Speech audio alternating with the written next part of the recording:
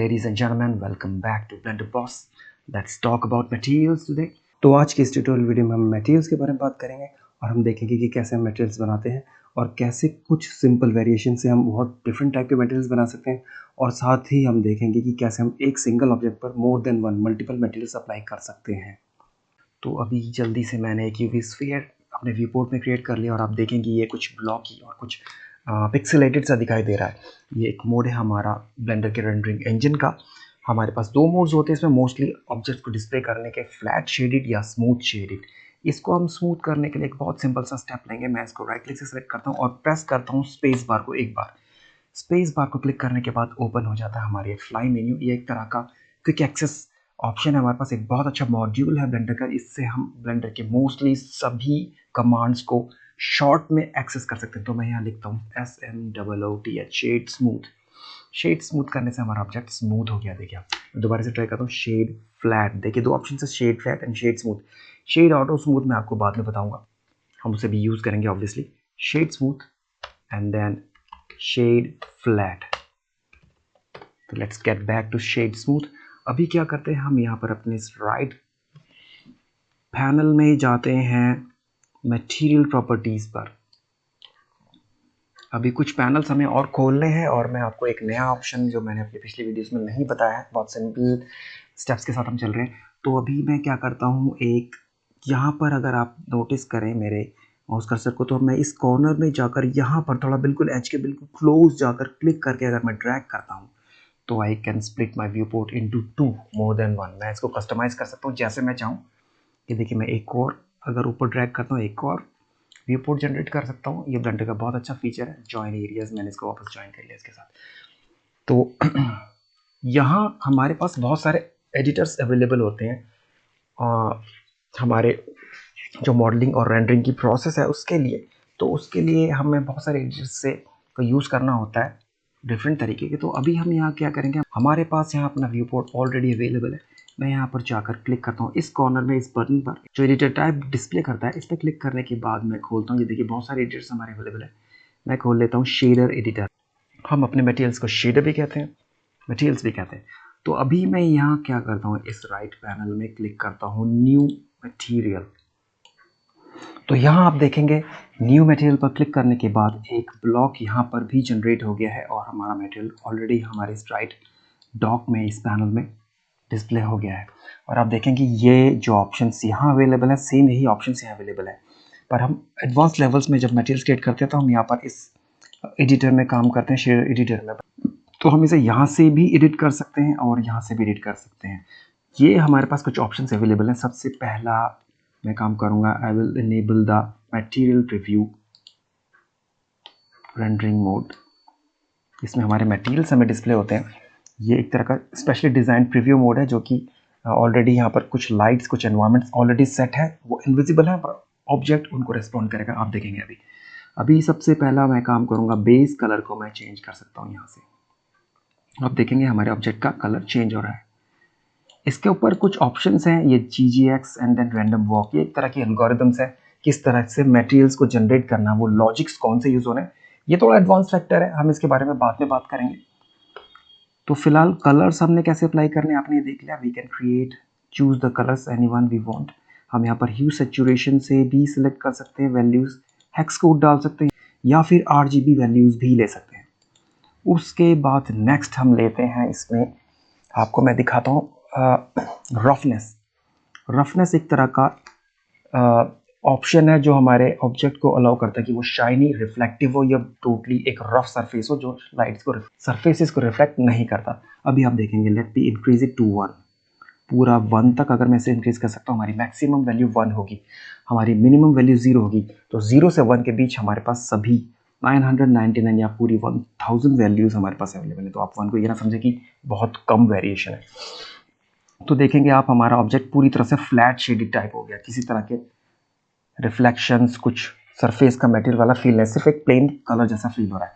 Late me move it to the left, slider को move करता हूँ लेफ्ट साइड। तो आप देखेंगे कि हमारा ऑब्जेक्ट धीरे धीरे चेंज हो रहा है और आप देखेंगे ये देखिए ये कुछ रिफ्लेक्टिव बन गया। मैं थोड़ा डिफरेंट कलर लेता हूँ, मेरे को थोड़ा सा ये बेटर लग रहा है। रफनेस को और रिड्यूस करता हूँ, देखिए हमारा ऑब्जेक्ट रिफ्रैक्टिव हो गया। हम इसको पूरा 0 तक ले जाते हैं तो आप देखेंगे हमारा ये ऑब्जेक्ट एक बैलून की तरह डिस्प्ले हो रहा है। कुछ ट्रीज, कुछ एनवायरनमेंट इसमें डिस्प्ले हो रहा है। मैंने कहा था आपको इस मटेरियल प्रीव्यू मोड में आपकी कुछ एनवायरनमेंट्स और लाइट्स ऑलरेडी सेट हैं, वो डिस्प्ले नहीं होती हैं, पर ये एक तरह का यूटिलिटी मोड है। तो ये हमारा बैलून जैसा सरफेस है क्रिएट हो गया, प्लास्टिक जैसा कह सकते हैं। तो ये हमारी रफनेस डिसाइड करती है कि हमारा ऑब्जेक्ट रिफ्लेक्टिव होगा या रफ होगा। उसके बाद दूसरा ऑप्शन हम यहाँ ले लेते हैं, जो भी इन द बिगिनिंग्स हमारे लिए बहुत इंपॉर्टेंट है। हम ऐसा करते हैं, मेटेलिक बताता हूँ मैं आपको। मेटेलिक क्या करता है, मेटेलिक हमारे ऑब्जेक्ट को एक मेटल जैसा सरफेस अपीयरेंस देगा। तो लेट्स इंक्रीज द मेटेलिक। तो आप देखेंगे, पहले मैं रफनेस बढ़ाता हूँ थोड़ी सी, और मेटेलिक को हम पूरा 1 तक इंक्रीज कर देते हैं। तो देखेंगे आप हमारा ऑब्जेक्ट ये एक अलग तरह का सरफेस यहाँ पर हमें फील हो रहा है। अब हम रफनेस को जब रिड्यूस करेंगे तब आपको पता चलेगा मेटेलिक कैसा है। ये देखिए एक मेटल की बॉल जैसा लग रहा है अब हमारा ऑब्जेक्ट, राइट। हम ये सभी वेरिएशंस एक बार फटाफट देखेंगे। मैं आपको इनका जो डिफरेंसेस है वो आपको बहुत इजीली फील हो जाएगा। मैं नेक्स्ट फाइल में आपको इसको दिखाऊंगा बहुत जल्दी। तो ये मेटेलिक हमारा ऑप्शन, हम या तो 0 रखते हैं या 1 रखते हैं। रफनेस बढ़ा सकते हैं, कम कर सकते हैं। आप देखेंगे ये हमारा मेटल जैसा बॉल बन गया। मैं मेटेलिक को 0 करता हूँ। तीसरा ऑप्शन मैं आपको जो बताऊंगा, आप देखेंगे इसमें यूज करें, वो है रफनेस को थोड़ा बढ़ा के देखते हैं, ट्रांसमिशन। रफनेस को थोड़ा इसलिए बढ़ा देता हूँ ताकि आप उस डिफरेंस को देख सकें जब हम वापस नॉर्मल उन एग्जैक्ट वैल्यूज पर आ जाएं जो ऑब्जेक्ट को टोटली प्योर फॉर्म में डिस्प्ले करते हैं। ट्रांसमिशन बढ़ाने के बाद आप देखेंगे हमारा बॉल मेटेलिक नहीं, कुछ ग्लास के एक स्फीयर जैसा रिएक्ट कर रहा है, राइट। रफनेस को 0 करता हूँ तो आप देखेंगे हमारी पूरी एक ग्लास की बॉल बन गई है, राइट। अब अभी क्या हमारे पास यहाँ इस मोड में 2 रफनेस है हमारे पास। एक रफनेस है जो मटेरियल की बेस रफनेस थी, और एक और है हमारे पास ट्रांसमिशन रफनेस। ये 2 तरह की रफनेस कैसे काम करेंगे मैं आपको बता देता हूँ बहुत जल्दी। बेस रफनेस डिसाइड करेगी कि हमारे ऑब्जेक्ट का सरफेस लेवल स्मूथ है, रिफ्लेक्टिव है या रफ है। लेकिन ट्रांसमिशन रफनेस डिसाइड करेगी कि हमारा ऑब्जेक्ट फ्रॉम विद इन जो मैटर है उसका वो ट्रांसपेरेंट है पूरी तरह से, या कुछ हेजी, कुछ ब्लर जैसा है। आपको मैं दिखाता हूँ, आपको अभी फील होगा। ये देखिए आप, अभी ये पूरी तरह से ट्रांसपेरेंट बॉल लग रही है, लेकिन अगर मैं इसकी ट्रांसमिशन रफनेस बढ़ाता हूँ तो आप देखें कि हमारा ऑब्जेक्ट ट्रांसपेरेंट तो है लेकिन समवेयर इन बिटवीन जैसा है। हम बिल्कुल क्लियर इन बिटवीन नहीं देख पा रहे अंदर से उस ऑब्जेक्ट को। ये देखेंगे आप, ये देखिए ये अभी भी ट्रांसपेरेंट है, एक बॉल जैसा रिएक्ट कर रहा है, लेकिन ट्रांसपेरेंसी लेवल उसका कम हो गया। यहाँ पर इसका ट्रांसपेरेंसी लेवल पूरी तरह से 0 पर अगर हम लाएंगे तो पूरी तरह से शाइनी बॉल ऑफ ग्लास बन गई है, राइट। ये तीनों चीज़ें इंटरेस्टिंग है। उसके अलावा और बाकी चीज़ें भी मैं आपको बताऊंगा। एक यहाँ पर क्लियर कॉट है, आप क्लियर कॉट को देख रहे होंगे, मैं इसको भी आपको बताता हूँ। मैं वापस ट्रांसमिशन को 0 करता हूँ, और अभी मैं क्या करता हूँ, सब्जेक्ट को अपना थोड़ा ऊपर लेके आता हूँ, और हम जाते हैं फाइनल रेंडर्ड मोड में। यहाँ पर जाकर मैं एक चेंज करूँगा जो भी आपको मैंने नहीं बताया, but we will learn it soon. एक एनवायरनमेंट टेक्सचर अप्लाई कर रहा हूँ जो कि हमारे लिए एक लाइट और एक एनवायरनमेंट की तरह वर्क करेगा। HDRI ले लेता हूँ, ये वाली सेलेक्ट कर लेते हैं। लोड हो रहा है और ये लोड हो चुका है। अभी क्या है, हमारा ये बॉल जो है इस एनवायरनमेंट को रिफ्लेक्ट कर रहा है, आप देखेंगे। मैं इसको मेटेलिक बना देता हूँ, राइट। ये देखिए हमारा पूरा रूम इसमें रिफ्लेक्शंस में डिस्प्ले हो रहा है। अब हम क्या करते हैं, रफनेस को थोड़ा सा बढ़ाते हैं, राइट। काफ़ी बढ़ा लिया मैंने, 2.259। अभी मैं क्या करता हूँ, यहाँ पर एक क्लियर कॉर्ड आप देखेंगे, क्लियर कॉर्ड भी एक ऑप्शन है। इसको मैं बढ़ा के देखता हूँ क्या होता है। मैंने इसे 100% कर दिया है। ये आप देखेंगे कि क्लियर कॉर्ड को इनेबल करने के बाद हमारे पास रिफ्लेक्शंस वापस आ गए। एक्चुअली हो क्या रहा है, जो मेरी अंडरस्टैंडिंग है, जो मैंने इसमें पाया, हमारे पास कुछ मटेरियल्स, कुछ सर्फेसिस इस तरह के होते हैं एनवायरनमेंट में, कभी कभी रियल वर्ल्ड में, जो जिनका कुछ ड्यूअलिस्टिक टाइप सा नेचर होता है। जैसे कि आपने कार पेंट, कुछ कार के मेटेलिक बॉडी को देखा होगा, आपने देखा होगा कि उसका सरफेस रफ है, लेकिन उसके ऊपर एक और थिन लेयर, एक ग्लॉसी लेयर होती है पेंट की, और वो ग्लॉसी लेयर एनवायरनमेंट को पूरी तरह से रिफ्लेक्ट कर रही होती है, लेकिन उस ऑब्जेक्ट का जो बेस सरफेस होता है वो इतना रिफ्लेक्टिव नहीं होता। तो एक ड्यूअल टाइप का रिफ्लेक्शन हमें वहाँ मिलता है।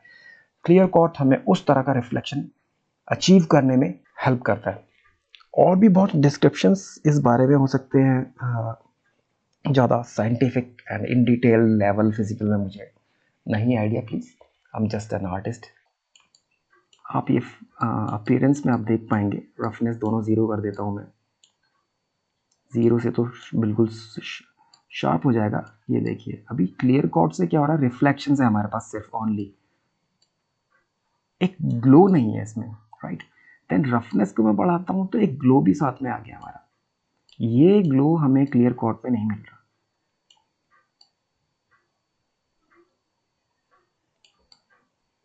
ओके और फिर उसकी क्लियर कॉट की रफनेस जो भी डिसाइड करेगी हमारा ऑब्जेक्ट कितना स्मूथ है, ये सेकेंडरी जो लेयर है या नहीं है। ये ग्लो ब्लरी आ गया थोड़ा सा रफनेस की वजह से, कॉम्बिनेशन के साथ इस तरह से वर्क कर रहा है, तो इट इज़ गुड। तो अभी हम क्या करते हैं, एक सेपरेट फाइल में इन सभी चेंजेस को जो हमने अभी ट्राई किया इनको देख लेते हैं बहुत जल्दी। प्लीज़ वेट, मैं न्यू फाइल पर स्विच कर लेता हूँ। तो फ्रेंड्स मैंने एक नई फाइल रेडी की आपके लिए, कुछ वेरिएशंस आपको दिखाने के लिए। जो भी हमने लास्ट अभी डिस्कस किया मैं उसको एक और इन डेप्थ तरीके से एक्सप्लेन करने की कोशिश करूँगा, कैसे मटेरियल्स हमारे डिफरेंट तरीके से डिफरेंट वेरिएशंस में अच्छे वेरिएशंस हमें प्रोवाइड करा सकते हैं। मैं पहले इस ऑब्जेक्ट को लेता हूँ और इस पर अप्लाई करता हूँ मटेरियल न्यू, इसका कोई कलर ले लेता हूँ, मैं पर्पल ले लेता हूँ। और इसके बाद मैं इस नेक्स्ट ऑब्जेक्ट पर मैं इस ऑब्जेक्ट का कलर सेलेक्ट कर लेता हूँ, थोड़ा सा हमें रिक्रिएट करना इजी रहेगा। मैं इस ऑब्जेक्ट पर एक नया मटेरियल क्रिएट करता हूँ और यहाँ जाकर इस बेस कलर पे क्लिक करके हेक्स मोड में जाके उस हेक्स कोड जो है यहाँ पेस्ट करता हूँ। तीसरा एक नया न्यू मटेरियल करता हूँ, यहाँ पर हेक्स कोड पेस्ट करता हूँ, सेम रखेंगे हम इनको। एक और मटेरियल हेक्स कोड, अभी यहाँ क्या करता हूँ मैं, इस ऑब्जेक्ट में इसको पूरी तरह से रफ बनाता हूँ। सेकेंड ऑब्जेक्ट को मैं रखता हूँ 0.75, थर्ड ऑब्जेक्ट को रखता हूँ मैं 0.5 और फोर्थ को रखता हूँ मैं 0। इसको रखता हूँ सेकेंड को मैं 0.5, इसको रखता हूँ 0.25। आपको वेरिएशन दिख रहा होगा जो डिफरेंस आ रहा है। प्लीज़ होल्ड, मैं क्या करता हूँ, मैं फटाफट इन सब पर मटेरियल अप्लाई कर लेता हूँ ताकि ज़्यादा टाइम ना लगे। Please hold. तो फ्रेंड्स मैंने एक फ़ाइल आपके लिए रेडी कर ली और मैं आपको यहाँ दिखाना चाहता था कि कुछ मिनिमम चेंजेस करने से हमें किस तरह के कितने मटेरियल्स मिल सकते हैं। ये आप देखेंगे यहाँ पर मैंने सबसे पहले इस पर्पल वाले बॉल में स्फेयर में मैंने यहाँ पर क्या किया, इसका रफनेस लेवल 1 रखा है, तो ये पूरी तरह से हार्ड ऑब्जेक्ट जैसा रिस्पॉन्ड कर रहा है, कोई रिफ्लेक्शन नहीं है। उसके बाद यहाँ मैंने रफनेस लिया है 0.5, तो थोड़ा सा शाइनी है। तीसरा मैंने ये लिया है, इसका आप सरफेस देखेंगे 0.25 पर रिफ्लेक्टिव है और ये है 0 पर बैलून जैसा रिस्पॉन्ड कर रहा है, रफनेस 0 है।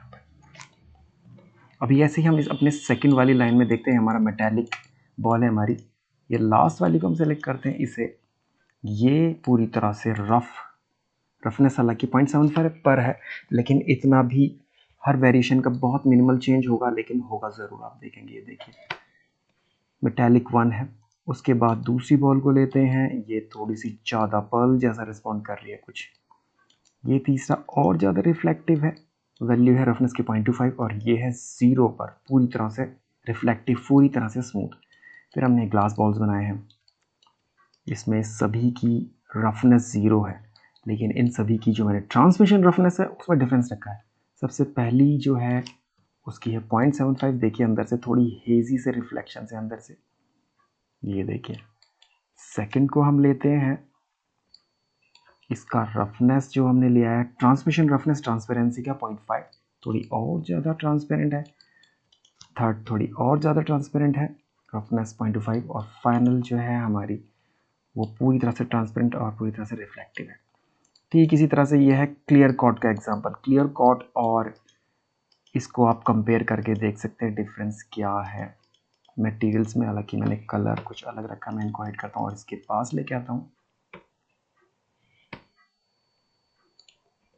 दोनों मेटेलिक हैं, लेकिन दोनों के मेटल के दोनों के जो कलर्स हैं, जो मटेरियल्स हैं, वो कितना डिफरेंट रिस्पॉन्ड कर रहे हैं, ये आप देख रहे होंगे। यहाँ पर ये मेटेलिक है रफनेस 0.35 है, क्लियर कट 1 है, इसका रफनेस को मैंने नहीं छेड़ा। ये दूसरा क्लियर कट 0.75, ये तीसरा क्लियर कट 0.5 और एक ही है डिफरेंस है इनके सरफेस में। आप देखेंगे फर्स्ट वाली को देखते हैं हम, ये देखिए। तो ठीक इसी तरह से आप मटेरियल्स बना सकते हैं। अब मैं आगे आपको बताऊंगा कि जो रह गया ये पहले बता देना चाहता पर अभी भी चलेगा। तो अभी हम देखते हैं हमें क्या करना है। मैं एक न्यू फाइल कर लेता हूँ, फटाफट से ड्रैग करके स्प्लिट कर लेता हूँ और यहाँ पर क्लिक करके शेड एडिटर बना के यहाँ पर मैं एक वर्ड ओरिजिन पर बनाता हूँ एक यूवी स्फीयर।